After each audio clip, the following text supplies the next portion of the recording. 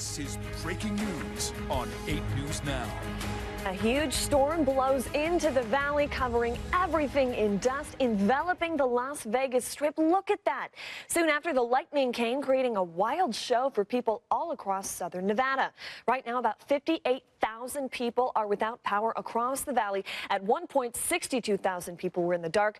Thanks so much for joining us tonight at 11. I'm Sasha Loftus. Now, we have live team coverage of these storms and the damage they caused all over the valley. Darlene Melendez is out on the west side of town, but let's start with Ashley Conroy in for Sally tonight. So, Ashley, wild night. Absolutely unbelievable video that we saw there of that lightning strike, and it was an incredibly wild night. Not only did we have, of course, the lightning, we had a dust storm that blew through. We also were under a severe thunderstorm warning. Let's take a quick look at what we have going on right now. We are under a flash flood warning until midnight for this portion right here of Clark County of the Las Vegas Valley. Some of the outskirts are the southeast portions of Henderson and the very southeast part of the valley, and east part of the valley, I should say, Nellis area. We're also under a flash flood warning for portions of Primm and also going into Inyo County there on I-15 until 1 a.m. So be cautious of that if you have to be driving at all. So let's take a look at some of that video that we did see from earlier this evening. We saw some unbelievable video here. This is from our morning news anchor, John Langler,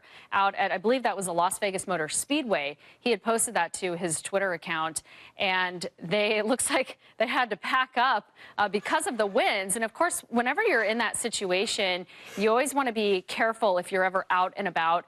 You want to make sure that you get inside of your vehicle while it's not moving. Again, you certainly don't want to be driving in your vehicle if you don't have to, and try to get under cover or just stay inside in that case. This looks like it's a Las Vegas 51s game.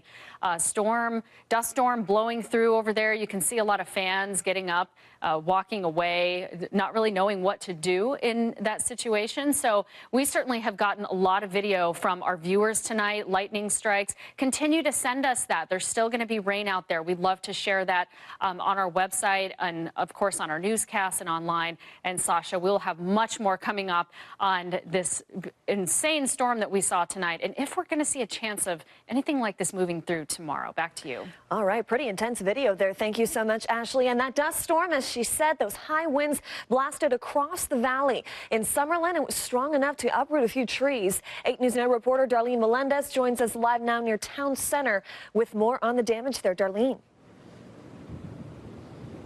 Hey there, Sasha. Just some more proof of how quickly these storms move in, and when they do, the damage they can cause. Just take a look at this entire tree that's been uprooted here in the parking lot of this Summerlin shopping center. Those strong winds knocked the big tree down and left branches just like this one that I'm holding here scattered throughout the roadway. So if you're going to be driving tonight, make sure you're careful, because things like this can be scattered throughout the roads. I know we had to dodge some of them as we were driving in to this parking lot, but these trees are intact right here. But we're going to show you not just that first tree that we just came from. There's actually a second tree that we're walking to right here, and that one actually fell on top of a vehicle, as you can see. Luckily, there was not anyone inside, but you can see that tree is also uprooted. Another pretty big tree. Luckily, no one was in it when it happened, of course, like I said, but we were there when the car's owner came out of work, one of the restaurants nearby, and saw what happened. He had no idea that this tree fell on his car, and he was understandably upset. But again, just a reminder of how intense these storms can be, and they move quickly, like I said, but when they do, the damage that they cause is pretty substantial. So for everyone at home, make sure you're safe on the roadways tonight, and of course, always share your photos and videos with us on air and online, because we'd love to get those out to you as well. Reporting live, Darlene Melendez, 8 News Now. Absolutely intense out there. Thanks, Darlene. McCarran also had a few ground delays as the wind and dust made things tough for pilots. We're taking a live look to that area right now, to the airport. We're told things there are getting back to normal, but as always, check your flight and always make sure it's not delayed before you go. Well, in other news, an argument in the South Valley ends in an officer-involved shooting. This happened at a Ross off Blue Diamond in Valley View this afternoon. Police say a security guard started arguing with the store manager. He then left to get a gun from his car, came back inside, and started shooting. When officers arrived, he opened fire in their direction. One officer fired back and hit him. We spoke to people who were there when this happened. They described everything they saw and heard. What did you hear? What did you see? I heard 2 gunshots. I was over the chain of tires. I heard 2 gunshots. A couple minutes goes by, and then I heard another burst of gunshots, like 4 or 5 or 6 or so. And then just started seeing people driving off and running away and everything, and all kind of cops showed up. The suspect was taken to UMC Trauma. No word on his condition now. Officers say no one else was hurt here. This is the Valley's 15th officer-involved shooting this year. Well, still ahead on the Valley's news leader, investigators working hard to figure out why an airline mechanic stole a plane. What we know about the man who took flight before dying in a fiery crash. Plus, crews continue their fight against the holy fire in California. The progress they're finally making after thousands of acres have already burned. Stay with us. The Valley's news leader with Sasha Loftus, Sally Jaramillo, and John Treach. This is 8 News Now, Weekend Edition. Welcome back. Investigators are trying to figure out why a man stole an empty passenger plane from SeaTac Airport in Seattle. He performed a series of dangerous maneuvers before going down in a fiery crash. Tony Kopel has the latest on the investigation. No, I told you I don't want to hear that one. The employee who stole the Horizon Air passenger plane was a ground service agent.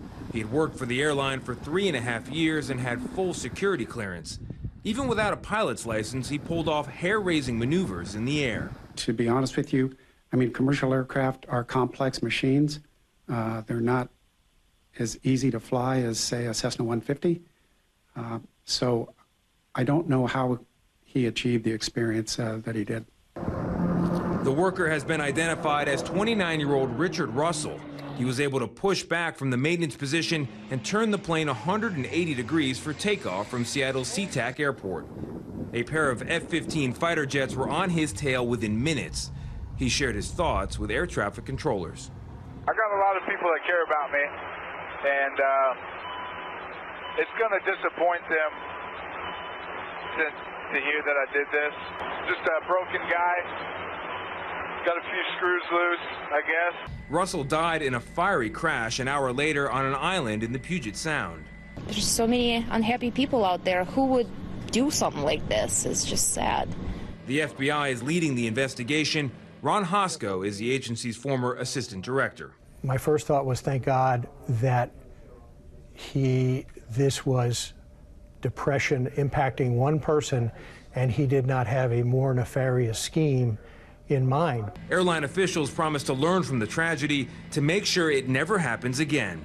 Tony DeCopel, CBS News, New York. The FBI says it has dozens of people working at the crash site, but asks the public to be patient with this investigation. Well, coming up next on the Valley's News Leader, it's all about the stage. More on efforts to spruce up the Las Vegas Festival grounds ahead of a few huge events. Keep it here. Now, live, this is 8 News Now, Weekend Edition. After days of fighting the holy fire, Southern California firefighters are finally making some headway. Crews are battling the blaze around the clock. This includes dumping retardant and water as hot and windy conditions fuel those flames. Look at this video. They've bumped containment from just 5 to 29% in less than 24 hours. Some of the more than 20,000 people evacuated can also now return home. The man accused of starting the holy fire appeared in court yesterday. Several counts involving arson, aggravated arson. It's a lie. Criminal threats. These are just allegations, sir, and resisting. Correct. Ms. Parnas, you wish to continue the arraignment? Your Honor? Yes. Correct. Yay. If convicted, he could face life in prison. California has seen a historic wildfire year. This includes the still-burning Mendocino Complex fire in the north. It's now the largest in this state's history. Pretty awful. All of those fires. Yeah. We see it every year in California. We see it here in Nevada too, but really in California. Sometimes multiple times a year. They really could have used her rain that we saw. Yeah, definitely. This evening. Weather. It has been a crazy night for you. Oh my goodness! It has been. Wow. It has been dust. Oh yes, the dust. The dust, and that's scary too. Oh, you definitely. know, when you're out and about like that, and dust at all blows through debris.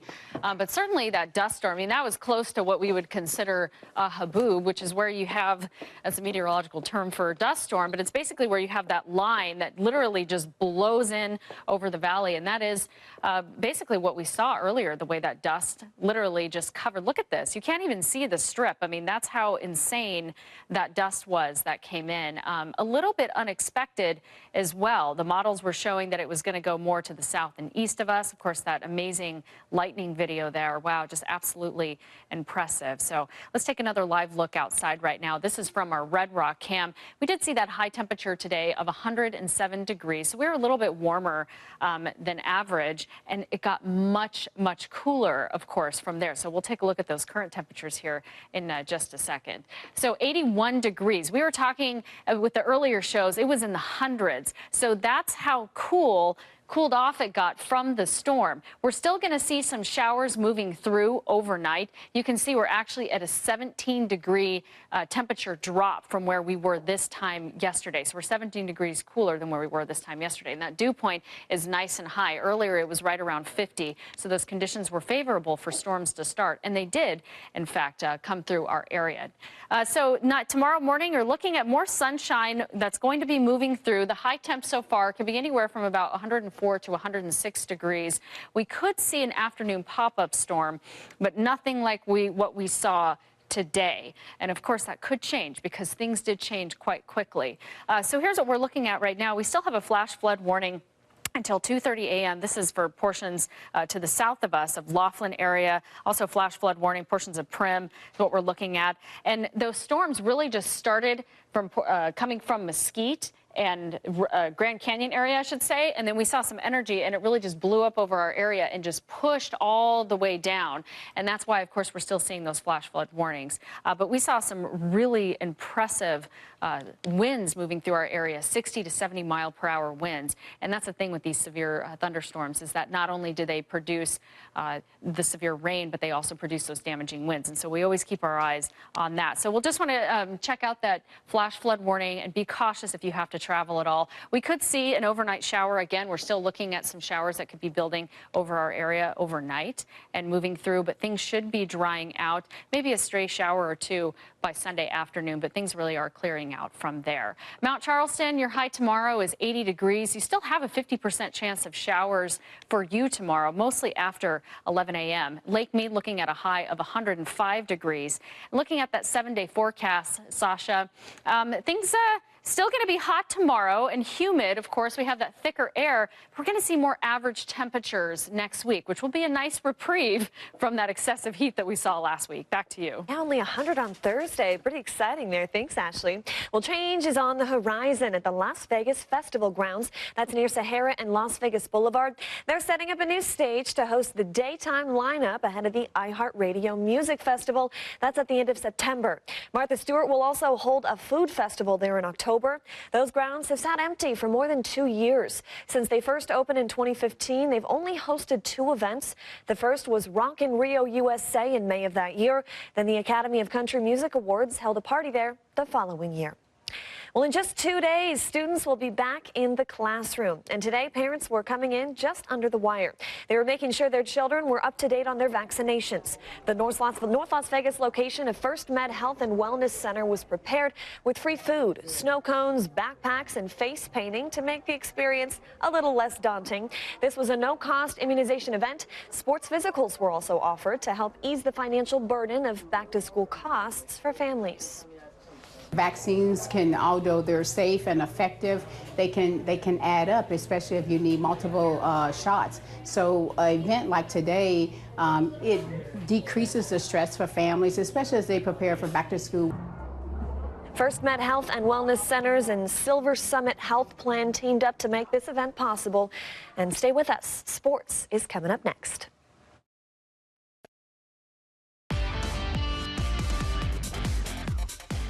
Well, good evening. The Las Vegas Aces have the playoff fever. The only prescription is to play the Indiana fever because they're bad. As in, they won't be making a Hoosier sequel with this squad. They are the worst in the league. Perfect. This is how the game starts. Turnover, and the Fever quickly get night sweats. Asia Wilson, full speed ahead. 19 points for the Rookie of the Year candidate. Then Kayla McBride, shooting with unbridled confidence. She's perfect. Check out Mariah Jefferson moving on up as Jefferson with the big-time bucket and The foul.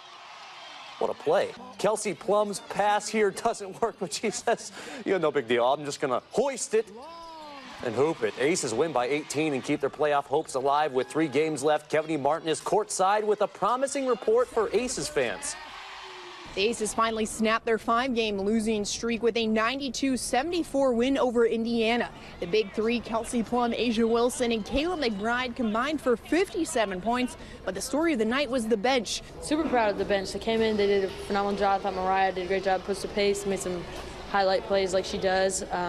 Jamie came in and played great D, knocked down some shots.